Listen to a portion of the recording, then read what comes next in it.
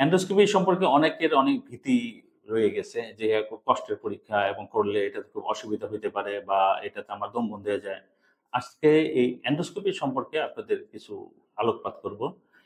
Endoscopy একটা পরীক্ষা যেটার মাধ্যমে আমরা পেটের ভিতরটা সরাসরি দেখতে পারি। এখানে একটা নল থাকে যেটা আমরা এন্ডোস্কোপ বলি। তার সামনের মাথায় একটা ক্যামেরা লাগানো থাকে। যার দ্বারা আমরা সরাসরি পেটের ভিতরটুকু আমরা দেখতে পারি। সাধারণত এন্ডোস্কোপিতে আমরা কি জিনিস দেখি? এন্ডোস্কোপি দেখি আমরা ইসোফেগাস, স্টোমাক যেটা পাকস্থলী বলি এবং খাদ্যনালীর ১ম অংশটুকু ডিউওডেনামের ১ম ২ ভাগ বা ৩ ভাগ আমরা এন্ডোস্কোপির মধ্যে সরাসরি দেখতে পারি। এক্ষেত্রে কাদের আমরা এন্ডোস্কোপির জন্য সাধারণত বলে থাকি। দেখা যায় যে অনেক দিন যাবৎ তার পেটে ব্যথা, বমি ভাব, গলা বুক জ্বালা-পোড়া করে, ওজন কমে যাচ্ছে বা রক্তপাত হচ্ছে, বমি হচ্ছে, রক্ত বমি হচ্ছে এবং কোনো ক্ষেত্রে দেখা যায় যে কোনো ডাইরেক্ট ফরেন বডি সে গিলে ফেলছে। তখন আমরা এটা এন্ডোস্কোপির মাধ্যমে এটা দেখে কোনো ক্ষেত্রে সরাসরি চিকিৎসার ব্যবস্থা করতে পারি। এখন কথা হলো কোন রোগের ক্ষেত্রে আমরা এন্ডোস্কোপি ধরতে পারি? যে এন্ডোস্কোপি করলে এই রোগগুলো ধরা যাবে। ১ম আমরা উপর থেকে আসি যে খাদ্যনালী। খাদ্যনালীর ভিতরে দেখা যায় কারো আলসার হয়ে গেছে কিংবা টিউমার অথবা অনেক ক্ষেত্রে খাদ্যনালী চেপে যায় যেটাকে আমরা বলি স্ট্রিকচার। স্ট্রিকচারের বিনাইন স্ট্রিকচার হতে পারে, ক্যান্সারের কারণে হতে পারে। অনেক ক্ষেত্রে মাসল গুলার ওভার অ্যাক্টিভিটির জন্য। যেটা হলো আমরা একালেশিয়া কার্ডিয়া বলি যে খাদ্যনালী বা ইসোফেগাসের নিচের অংশটুকু থেকে খাবারটা আর পেটের ভিতরে যাচ্ছে না। এবং রোগীর খাবার খেলেই বমি বা উল্টা দিকে খাবার চলে আসছে।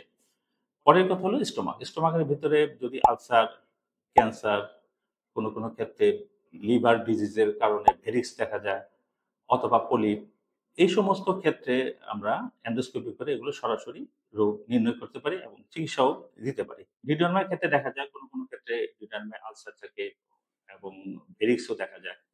আবার দেখা যায় যে পিত্তনালী এবং প্যানক্রিয়াসের অংশ এসে যেখানে এসে মিলিত হয় যেটাকে আমরা বলি অ্যাম্বুলা ভেটা। ওই চারিদিকেও ক্যান্সার থাকতে পারে যেটা আমরা পেরিনকুলারি কার্সিনোমা বলি। এখান থেকেও এন্ডোস্কোপি সরাসরি আমরা দেখে রোগীর প্রাথমিক আমরা ধারণা পেয়ে এবং অনেক ক্ষেত্রে বায়োপসি নিয়ে রোগটা আমরা ডায়াগনোসিস করতে পারি। এখন আসি আমরা এন্ডোস্কোপি প্রসিডিউর কি আসলেই কি খুব কষ্টকর?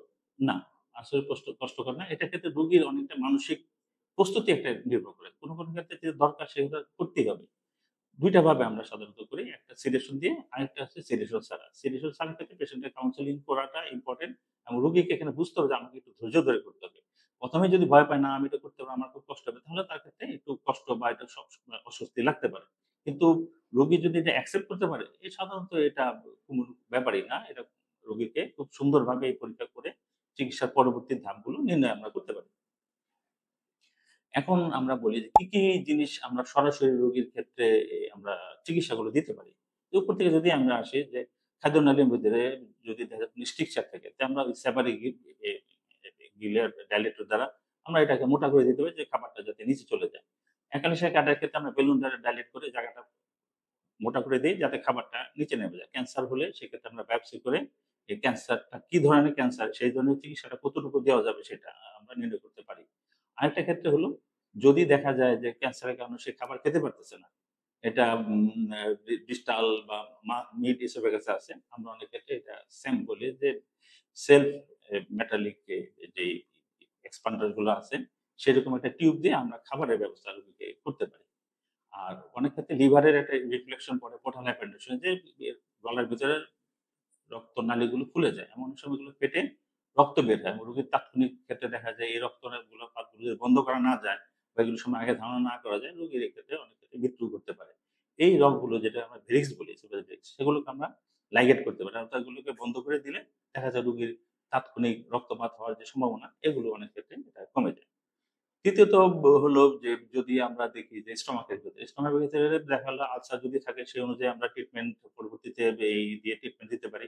যদি পলিপ থাকে, পলিপটাকে আমরা রিমুভ করতে পারি এবং অনেক ক্ষেত্রে দেখা যায় যে রোগীর ভাস্কুলার একটেশিয়া থাকে অথবা ডিরেক্ট ব্লিডিং থাকে। সেগুলো আমরা ক্লিপ দিয়ে, হেমো ক্লিপ দিয়ে ব্লিডিং গুলো বন্ধ করতে পারি। যদি একটেশিয়া থাকে আমরা এপিসি একটা বিশেষ পদ্ধতি আছে সেই দিয়ে আমরা ওই ভাস্কুলার একটেশিয়া গুলো আমরা বন্ধ করতে পারি।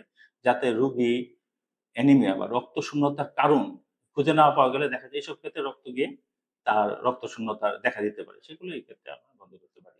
অনেক ক্ষেত্রে ফরেন বডি যেমন অনেক পয়সা খেয়ে ফেলে বা দেখা যায় যে মিড বোলাস, হাড় বা অনেক ক্ষেত্রে দেখা যায় মাথার হিজাবের পিনও পর্যন্ত পেটে চলে আসে।